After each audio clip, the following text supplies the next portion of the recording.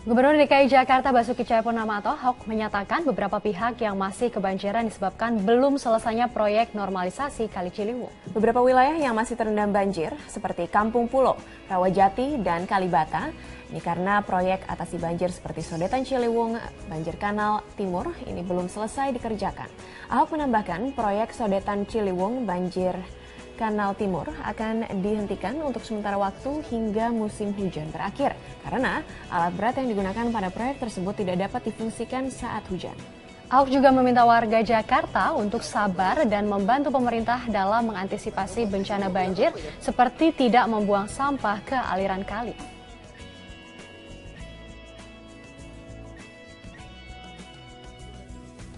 Kenapa bisa banjir di atasnya Kalibata? Karena ketahan jembatan itu kayu-kayu. Nah coba kalau nggak ada jembatan itu, kan langsung plong lari. Pompa ada beberapa yang nggak baik juga. Nah, saya nggak tahu. Ini makanya saya katakan kenapa nggak diperbaiki. Ini memang ada semacam kesengajaan. Nah kita akan evaluasi, yang jaga pompa nggak mau dirapiin, masih rusak, kita akan berhentikan. Kita ke informasi lain, pemirsa, ribuan metrik kubik sawah yang menutupi aliran sungai Ciliwung di bawah jembatan Kalibata Pancoran, Jakarta Selatan ini dibersihkan oleh petugas dengan menggunakan alat berat. Puluhan petugas dari Dinas Kebersihan dibantu puluhan personil TNI sejak hari Selasa pagi berusaha membersihkan tumpukan sampah yang menghalangi aliran sungai Ciliwung. Banyaknya material sampah, diantaranya berupa kayu dan bambu, membuat petugas menggunakan alat berat untuk melakukan pengangkutan. Wakil Camat Pancoran, Johan Tarumajaya, mengatakan puluhan truk dikerahkan untuk mengangkut sampah ke tempat pembuangan sampah Bantar Gebang, Bekasi, Jawa Barat. Sampah-sampah ini harus segera diangkut agar arus air di Kali Ciliwung bisa kembali normal sekaligus menghindari timbulnya banjir di pemukiman yang berada di bantaran Kali Ciliwung.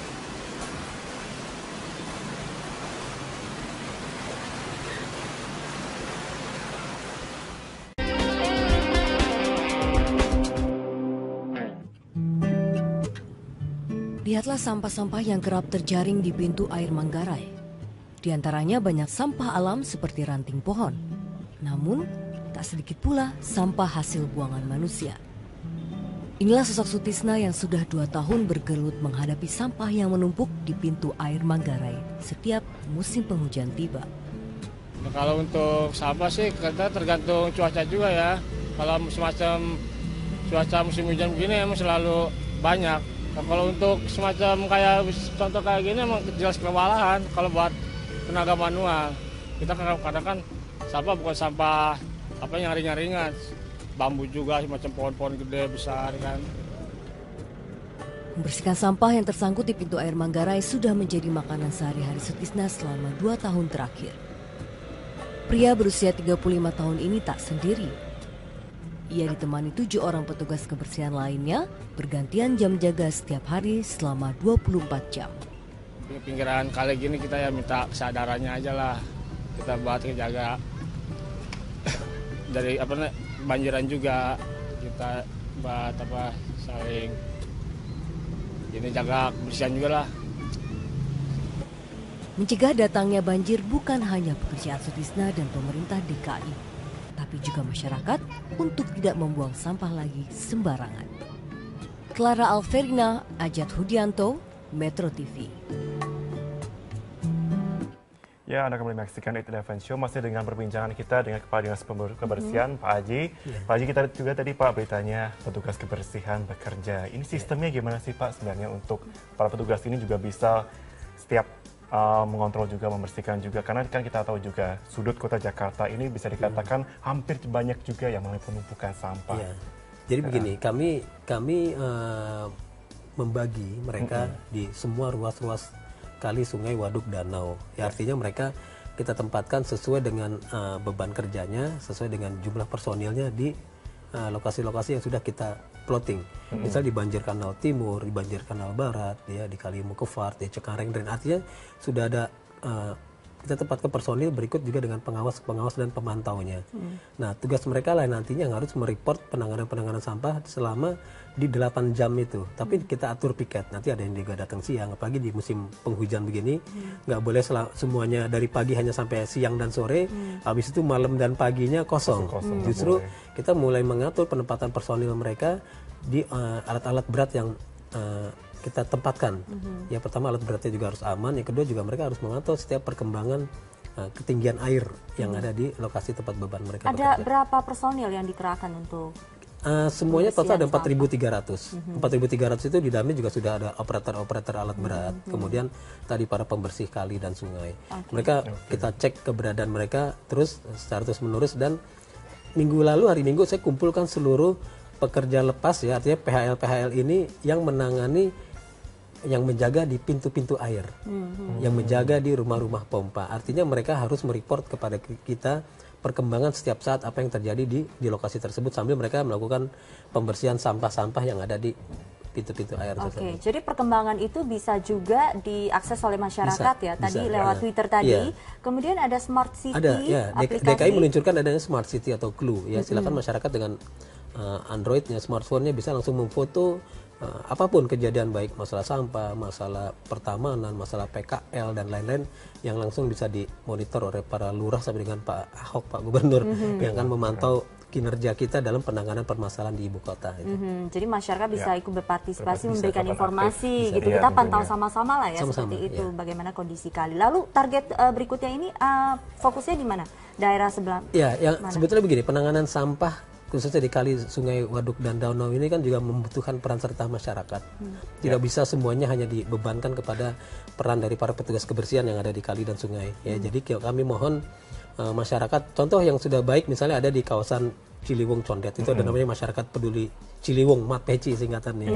Nah, kemudian ada lagi komunitas-komunitas yang lain yang mereka peduli terhadap kebersihan kali dan sungai. Kita harapkan warga Jakarta pertama tidak buang sampah ke kali dan sungai. Yang kedua, yang terpenting adalah menghadapi musim penghujan ini saluran-saluran penghubung mikro. Kami juga membersihkan itu, Dinas Kebersihan juga melakukan pembersihan itu, PU Air juga lakukan itu. Tetapi yang terpenting ada PPSU, ada warga masyarakat, ada RT, ada RW. Justru di musim penghujan ini lebih aktif melakukan pembersihan terhadap saluran got ataupun ya saluran penghubung yang mikro itu. Karena penyumbatan yang ada di situ justru membawa dampak bagi genangan air yang ada di jalan-jalan. Oke, jadi jangan hanya mengandalkan kerja daripada dinas kebersihan, tapi masyarakat turut membersihkan juga. Kemudian himbauan untuk tidak buang sampah sembarangan.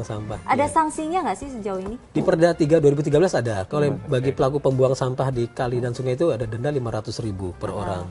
Kemudian bagi yang mereka buang sampah di jalan dan lain-lain ada denda 100.000 rupiah per orang. Tetapi memang kita sekarang lebih fokus, Pak Gubernur bahkan suruh ada kerja sosial, suruh nyapu-nyapu, ya, suruh bersih-bersih lingkungan. Nah, ini kita juga mendorong hal itu. Sekarang mungkin sosialisasi tahapannya sudah cukup, ya. Kita harus lebih fokus untuk melakukan upaya yang lebih lebih optimal kepada pelaku pembuang sampah. Kita lakukan operasi tangkap tangan, ya kan. Kami melakukan istilahnya mengingatkan mereka untuk tidak buang sampah sembarangan gitu. Lebih kepada tindakan yang real ketimbang hanya pasang spanduk, bagi-bagian leaflet dan lain-lain. Ya, kita lihat juga sekarang untuk kembali lagi Pak ke normalisasi Kali Ciliwung. Butuh berapa lama lagi Pak waktu kira-kira? Prediksinya? Iya. Ini tergantung dari Dinas PU Air ya. Artinya kalau kami kan sampahnya ya kami. Tapi pasti begini, Pemprov DKI Jakarta sekarang sedang optimal pertama melakukan sodetan Ciliwung, ya kan, itu satu. Yang kedua, para wali kota, camat dan lurah melakukan penataan bantaran kali dan sungai. Penghuninya masuk ke rumah-rumah susun. Ini sangat penting karena para penghuni bantaran kali itu ikut memberikan kontribusi bagi adanya penyempitan kali dan sungai, adanya pendangkalan kali dan sungai, yang justru ini bisa memberikan kontribusi banjir. Jadi dengan dilakukan normalisasi penataan kali dan sungai se-Jakarta, tentunya akan sangat efektif untuk meminimalisir terjadinya banjir di Jakarta. Oke, jadi sudah ada hitung-hitungannya seberapa besar nanti efektivitas daripada pembersihan kali. Belum lama kan juga ada program JIDAI ya, artinya dari Bank Dunia, dari World Bank yang juga akan membantu penataan bantaran kali yang ada di DKI Jakarta. Tentunya ini upaya-upaya yang semakin jelas di mana ada progres dalam penataan program antisipasi banjir DKI. Oke. Pak Isnawa, mungkin ada himbauan buat masyarakat? Ya, yang pasti tadi masuki musim penghujan, selain Pemprov DKI Jakarta melakukan normalisasi, revitalisasi bantaran-bantaran kali dan sungai se-DKI Jakarta, justru warga masyarakatnya juga dihimbau untuk pertama pasti menjaga kebersihan lingkungan. Yang kedua, sering lakukan kerja bakti untuk memonitor saluran-saluran air yang ada di lingkungannya. Percuma kita lakukan penataan bantaran kali yang besar-besar, tapi kalau di saluran penghubungnya, saluran mikronya, got-got salurannya semuanya tersumbat oleh sampah, lumpur dan lain-lain, tentunya akan terjadi banjir di lingkungan-lingkungan pemukiman. Sosialisasi seperti itu sudah disampaikan? Sudah, kita juga optimalisasi terhadap peran dari petugas-petugas kami yang ada di lapangan, tetapi juga peran lurah, RT, RW, tokoh masyarakat itu sangat penting dalam memberdayakan masyarakat yang ada di lingkungan itu. Oke, tapi kalau dilihat kesadaran masyarakat kita tuh masih cukup harus lebih dioptimalkan harus lagi. Lebih, kayaknya jauh sekali ya kalau lihat dari ini ekspresinya. Sorot matanya. Oke, baik, dan kita harapkan ya ini upaya yang tengah dilakukan oleh Dinas Kebersihan Jakarta ini mampu mengantisipasi banjir, kemudian juga partisipasi masyarakat. Jangan ini sudah sibuk membersihkan sampah, di sana sibuk buang sampah. Jangan mengandalkan petugas kebersihan saja, tapi juga harus peran aktif dari masyarakat. Dia masyarakat masih muda juga ya pastinya ya. Baik, terima kasih Pak Islam Aji, selamat bertugas kembali ya, Kepala Dinas Kebersihan DKI Jakarta. Dan mudah-mudahan dialog tadi bermanfaat bagi Anda juga, ikut berpartisipasi tadi lewat kebersihan? Dinas Kebersihan DKI Jakarta. Baik, demikian informasi di Eki 11 hari ini. Terima kasih atas perhatian Anda. Saya Sumiang. Dan saya Martin Sustio. Selamat pagi.